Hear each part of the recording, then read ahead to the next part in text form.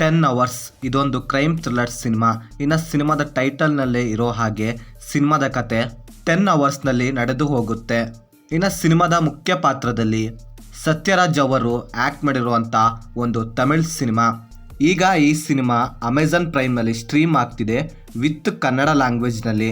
ಇನ್ನು ಸಿನಿಮಾ ನೋಡಿದ ನನಗೆ ಸಿನಿಮಾದಲ್ಲಿ ಏನು ಇಷ್ಟ ಆಯಿತು ಏನು ಕಷ್ಟ ಆಯಿತು ಅಂತ ಕಂಪ್ಲೀಟಾಗಿ ಈ ವಿಡಿಯೋದಲ್ಲಿ ನೋಡೋಣ.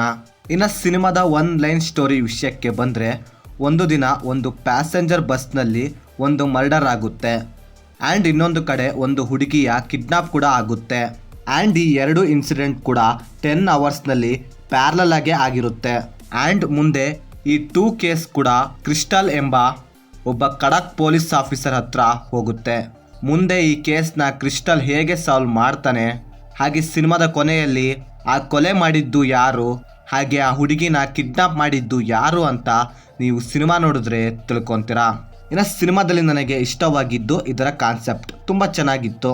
ಅದರಲ್ಲೂ ಆ ಎರಡು ಬೇರೆ ಬೇರೆ ಇನ್ಸಿಡೆಂಟ್ನ ಸಿನಿಮಾದ ಕೊನೆಯಲ್ಲಿ ಇಂಟರ್ ಕನೆಕ್ಟ್ ಮಾಡಿದ್ದು ತುಂಬ ಚೆನ್ನಾಗಿತ್ತು.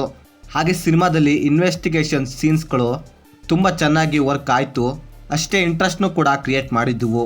ಹಾಗೆ ಸಿನಿಮಾದ ಸ್ಟೋರಿ ಅದರ ಕತೆ ಬಿಟ್ಟು ಬೇರೆ ಎಲ್ಲೂ ಕೂಡ ಡೈವರ್ಟ್ ಆಗೋದಿಲ್ಲ, ಒಂದೇ ವೇವ್ನಲ್ಲಿ ಹೋಗ್ತಾ ಇರುತ್ತೆ ಸ್ಟಾರ್ಟಿಂಗಿಂದ ಎಂಡ್ ತನಕ. ಹಾಗೆ ಸಿನಿಮಾದಲ್ಲಿ ಆ ಟ್ವಿಸ್ಟ್ ರಿವೀಲ್ ಮಾಡಿದ ಸೀನ್ಸ್ಗಳು ಹಾಗೆ ಆ ಎರಡು ಇನ್ಸಿಡೆಂಟ್ನ ಕನೆಕ್ಟ್ ಮಾಡಿದ್ದು ತುಂಬ ಚೆನ್ನಾಗಿ ಪ್ರಾಪರ್ ಆಗಿ ಪ್ರೆಸೆಂಟ್ ಮಾಡಿದ್ದಾರೆ. ಹಾಗೆ ಸಿನಿಮಾದಲ್ಲಿ ಇರೋ ಆ್ಯಕ್ಷನ್ ಸೀನ್ಸ್ಗಳು ನನಗೆ ಏನು ವರ್ಕ್ ಆಗಿಲ್ಲ ಅಂತೀನಿ. ಸಿನಿಮಾದ ಸ್ಟೋರಿ ಒನ್ ನೈಟಲ್ಲಿ ನಡೆಯೋದ್ರಿಂದ ಅದಕ್ಕೆ ತಕ್ಕಂಗೆ ಸೀನ್ಸ್ಗಳನ್ನ ಬರ್ಕೊಂಡಿದ್ದಾರೆ. ಹಾಗೆ ಸಿನಿಮಾದಲ್ಲಿ ಕಲರ್ ಗ್ರೇಡಿಂಗ್ ಹಾಗೆ ಎಡಿಟಿಂಗ್ ಒಂದು ಮಟ್ಟಿಗೆ ಚೆನ್ನಾಗಿತ್ತು ಅಂತೀನಿ. ಹಾಗೆ ಸಿನಿಮಾದಲ್ಲಿ ನನಗೆ ಕಷ್ಟವಾಗಿದ್ದು ಅಂತ ಹೇಳೋದಾದರೆ, ಸಿನಿಮಾದಲ್ಲಿ ಆಗೋ ಕ್ರೈಮ್ಗಳಿಗೆ ಲಾಜಿಕ್ ಇರಲಿಲ್ಲ ಗುರು. ಅದರಲ್ಲೂ ಆ ಬಸ್ನಲ್ಲಿ ಆಗೋ ಕ್ರೈಮ್ ಸೀನ್ಗೆ ಲಾಜಿಕೇ ಇರಲಿಲ್ಲ.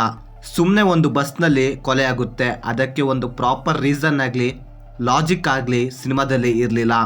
ಹಾಗೆ ಸಿನಿಮಾದಲ್ಲಿ ಆಗಿರೋ ಕ್ರೈಮ್ಗಳಿಗೆ ಪ್ರಾಪರ್ ಮೋಟಿವ್ ಆಗಲಿ, ಹಾಗೆ ಸಿನಿಮಾದ ಸ್ಟೋರಿನೂ ಕೂಡ ತುಂಬ ಫಾಸ್ಟಾಗಿ ರನ್ ಆಗುತ್ತೆ. ಕೆಲವೊಂದು ಸೀನ್ಸ್ಗಳಲ್ಲಿ ಏನು ಆಗ್ತಿದೆ ಅನ್ನೋದೇ ಗೊತ್ತಾಗೋದಿಲ್ಲ, ಆ ರೀತಿ ತುಂಬ ಫಾಸ್ಟಾಗಿ ರನ್ ಆಗುತ್ತೆ.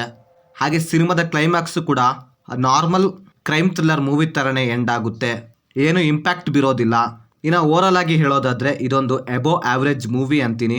ಇನ್ನು ಸಸ್ಪೆನ್ಸ್ ಥ್ರಿಲ್ಲರ್ಸ್ ಮೂವೀಸ್ಗಳನ್ನ ಇಷ್ಟಪಡೋರಿಗೆ ಒಂದ್ಸರಿ ಟ್ರೈ ಮಾಡ್ಬೋದು ಅಂತೀನಿ. ಇನ್ನು ಸಿನಿಮಾನ ಫ್ಯಾಮಿಲಿ ಜೊತೆ ನೋಡ್ಬೋದು ಅಂದರೆ ನೋಡ್ಬೋದು, ಯಾವುದೇ ಬ್ಯಾಡ್ ಸೀನ್ಸ್ ಇರೋದಿಲ್ಲ. ಸೊ ಇದು ಫ್ರೆಂಡ್ಸ್, ನಾನು ಸಿನಿಮಾ ನೋಡಿದಾದ್ಮೇಲೆ ನನಗೆ ಅನಿಸಿದ ಒಪಿನಿಯನ್. ನೀವೇನಾದರೂ ಆಲ್ರೆಡಿ ಸಿನಿಮಾ ನೋಡಿದರೆ ನಿಮಗೇನು ಅನ್ನಿಸ್ತು ಅಂತ ಕೆಳಗಡೆ ಕಮೆಂಟ್ ಮಾಡಿ. ಹಾಗೆ ನೀವೇನಾದರೂ ನಮ್ಮ ಚಾನಲ್ಗೆ ಫಸ್ಟ್ ಟೈಮ್ ವಿಸಿಟ್ ಮಾಡಿದರೆ, ನಮ್ಮ ಚಾನಲಲ್ಲಿ ಬರೋ ಕಂಟೆಂಟ್ ಇಷ್ಟವಾಗಿದ್ದರೆ ಸಬ್ಸ್ಕ್ರೈಬ್ ಮಾಡಿ, ಹಾಗೆ ಪಕ್ಕದಲ್ಲಿರೋ ಬೆಲ್ ಬಟನ್ನ ಕ್ಲಿಕ್ ಮಾಡಿ.